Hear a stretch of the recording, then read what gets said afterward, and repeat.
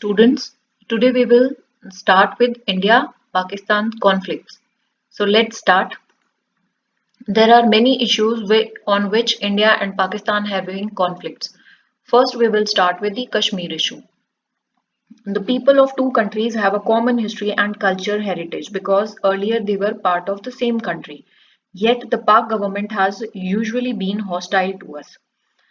On August 15, 1947, the state of Jammu and Kashmir was under the full control of Maharaja Hari Singh. The Pakistan government claimed that Kashmir belonged to it because they are having the majority of Muslims in the Kashmir and minority is Hindu in the Kashmir. Soon after India's partition, Pakistan sent armed tribesmen along with her regular troops to invade Kashmir. The ruler of Kashmir, he asked India for help. In that situation, he signed the instrument of accession. Later, the Constituent Assembly of Kashmir formally accepted Kashmir's accession to India. This valid accession was never acceptable to Pakistan. So this result 1947-48 war that was nearly two-fifths of the state went into Pakistan's occupied areas. That is also known as the Pakistan Occupied Kashmir or POK. Later on, they divide the Kashmir into two parts with the help or with the draw of line of control, and it became the divide line between the two countries. Let's try to understand this with the help of video. Let's move to the next issue. Attack on India and the Tashkent Declaration. From the perspective of your exam, this Tashkent Declaration is very important. So make sure you should note it down this in your copy. In August 1965, Pakistan mounted an attack on the Chunk area that was in the Jammu and Kashmir. The war lasted till September 23. This was followed by an agreement which was known as the Tashkent Declaration. In that both the countries they agree to withdraw their forces to pre-war position and settle all their disputes peacefully. Then there was Bangladesh crisis and the Shimla Agreement. In 1971, there was a war between India and Pakistan over the question of the liberation of Bangladesh, which was earlier known as the East Pakistan. India supported to the East Pakistan, and due to that, Pakistan launched a massive air attack on the India. The war continued for about 2 weeks. Then Pakistan, the army general, he surrendered and the Bangladesh Liberation Forces or Bangladesh became free. And in that situation, they did an agreement which was known as the Shimla Agreement, which helped in the normalization of relations between the two countries. Then there is a conflict over the Siachen Glacier. Siachen Glacier, it is 12,000 feet above the sea level and also led to a costly war between the two countries. Pakistan had sent their troops in large numbers with a view of strengthening its hold over the glacier, while India is also saying that this area belongs to India. So in 2005, our Prime Minister he declared that this region a zone of peace. They said we wanted to withdraw of troops of both countries from this region so that this problem can be sorted out. Then arm race between the two countries. Both are trying to develop themselves or develop their militaries so that they can become more superior. Arm race in South Asia, it became acute with India and Pakistan acquiring nuclear weapon. In 1998, India concluded nuclear test at the Pokhran in Rajasthan. And after that, Pakistan also carried out nuclear test in the Shaghai Hills. India is not interested in a nuclear arm race, but Pakistan has long been dubbed as the world's most dangerous country. Then there was a Pakistan aid and support to terrorism. Indian government has blamed continuously that Pakistan government is helping the Kashmiri militants with arms, with the training, and they are protecting out these terrorists. And they are saying that they are responsible or they are creating the terrorist strike against the India. Pakistan had also helped to the pro-Khalistani militant with the arm or providing weapons during the period of 85 to 95. Then there are IST, that is inter-service intelligence, is elite. They are also saying that Pakistan is continuously involved in various anti-Indian campaigns in India's northeast areas. Then there is a very important dispute over sharing of river water. There are many rivers like Indus, Jhelum, Chenab that flow through Kashmir to Pakistan. Now, India adopted a liberal attitude in this regard. Otherwise, many part of western Pakistan would have been converted into the hot desert sand. In 1960, with the help of World Bank, India and Pakistan signed the Indus Water Treaty, which has survived to this day also, and it said that 80% water of Indus River will be used by the Pakistan and 20% will be used by the India. And India, in spite of all the military conflict, this treaty still exists. Then there is a dispute over the Sar Creek in the run of Kutch. This dispute seems very minor, but there is an underlying worry that how they are going to solve out this dispute. So let's understand this with the help of video. Students, let's start with the next topic, that is India and its other neighbors. Now we will discuss about the other countries, how they are related or how they are helping or which type of relations India share with its neighbors. India and Bangladesh. First problem or conflict is related to sharing of river waters.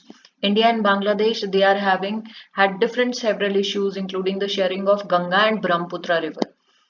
They are Bangladesh want more water of Brahmaputra or Ganga should be given to them, while India is also having the same issue.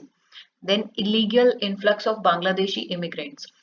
The Indian government is unhappy that Bangladeshi, they are continuously denying or they are saying that the illegal immigrants are not from the Bangladesh, but still they are there in the India.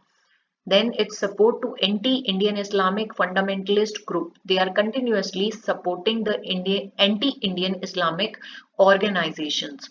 Then Bangladesh also refused, they don't allow Indian troops to move through its territory to the northeastern part of the India. An unfair advantage in the trade. Bangladesh government was not happy or they are thinking that India is not giving them that much of trade that they should have given. So they are unhappy because of the unfavorable balance of the trade. Then there are some cooperative or some good relations also shared by both the countries. First is economic relations. They have continuously improved during the last 10 years. Then Bangladesh is a part of India's Look East policy, where they want to link up the Southeast Asia via the Myanmar.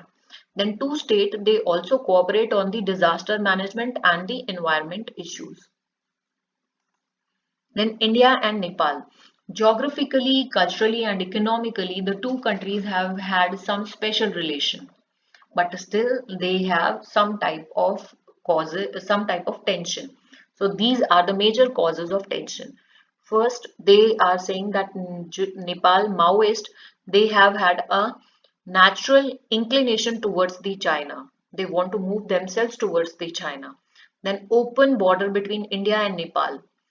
This was also being misused by the Pakistan to carry on subversive activities over the past few years. Then there were many leaders and organizations in Nepal, especially the communist and Maoist. They think that Indian government are more interested in their internal affairs, while they want that there should be some internal freedom and India should not interfere in their internal matters.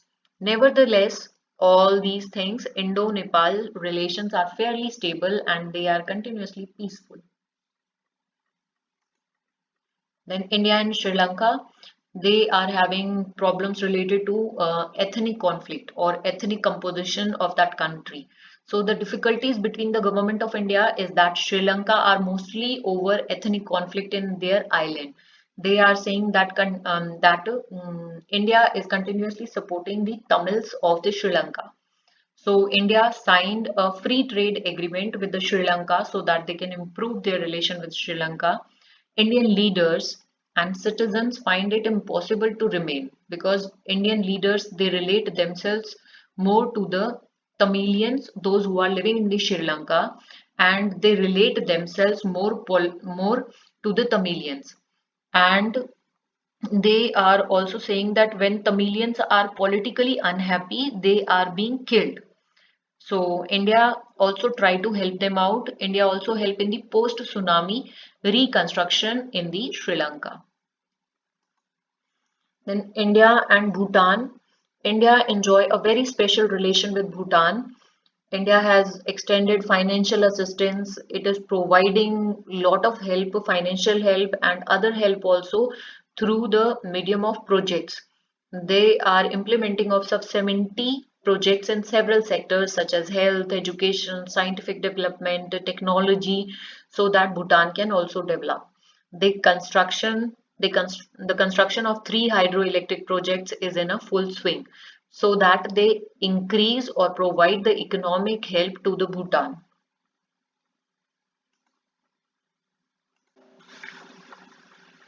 Let's start with our next topic, that is peace and cooperation in the South Asia. So let's start.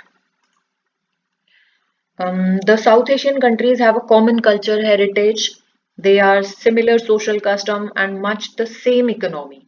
More than one-fifth of the world population lived in this region. The people in this region faced problems such as poverty, hunger, disease, illiteracy, and political instability. There is a considerable scope for mutual cooperation in this region. So these were the factors that led to the formation of SARC. So the South Asian Association for Regional Cooperation. It means this is something related to the South Asian countries. They created a cooperation which was established with the signing of SARC Charter in the Dhaka on 8 December 1985. So this is the foundation of SARC. Then how many countries were the founding countries? Bangladesh, Bhutan, India, Maldives, Nepal, Pakistan, and Sri Lanka. These were the founding countries of this SARC. So these are the main objective of SARC. First, it try to accelerate or it want to improve the economic and social development of this region. And they also promote the welfare of the people of South Asia because they are facing lot of problem related to hunger, poverty or disease. So they want to try to improve the welfare of the people, those who are living in that region. Then they are making full use of all the human and natural resources. They also tried to bring mutual assistance or they want to create a friendly environment so that they can collaborate in different areas, for example agricultural, rural development. So these were the main objectives of the SARC. Then there were the SARC summits. Here we are discussing some important SARC summits. The first summit, it was held in the Dhaka, and it states that the head of the state or the government of SARC, they should meet annually. Means there should be a meeting annually. So all the members, they express their consent over mutual cooperation. They agree that they will be cooperating with them. Then the seventh summit, it held in 1993. It was also held in the Dhaka. So in that summit, they called to combat terrorism and they signed a South Asian Preferential Trade Agreement. Means they signed a agreement or SAPTA where they all agree for trade between these SARC countries. Then the 12th summit, it was held at Istanbul in January 2004 and it ended after the signing of historical South Asian Free Trade Agreement, which was known as the SAFTA. And they said that they are going to create a free trade zone for the whole of the South Asian countries, which will help them to improve their economy, and they will be reducing trade barriers between the SAARC members. The next 14th summit, it was held in the New Delhi in April 2007. Afghanistan became the eighth member. Earlier, there were seven members of the SAARC, and eighth member was the Afghanistan, and it also became the member of SAARC, and it participated in that New Delhi summit. In the 18th summit that was held in the Kathmandu and on the 2014. That summit was concluded with the member states signing a framework agreement on energy cooperation. They try to work out on the energy cooperation, that how they are going to utilize that energy resources available in their region. Then these are the importance or significance for India. Why SAARC is very important for India? Because India thinks that neighborhood first. First, we should think about our neighbor, or whenever we are developing our own country, we should develop our neighbor. So they put more primacy or importance they are giving to the country's immediate neighbors. Then regional stability. All these SAARC countries, they can create or they can help to the other countries to develop the trust and peace, so that peace can be created in that specific region. Then global leadership role, it offers India a platform that India is having all the qualities to become the leadership in that specific area by taking all the responsibility and by doing some extra work over this region. Then it also became the game changer for India's Act East policy. They think that now the India can look for the Southeast Asian economies so that they can integrate, and the prosperity to India will also increase in the service sector. Geostrategic significance.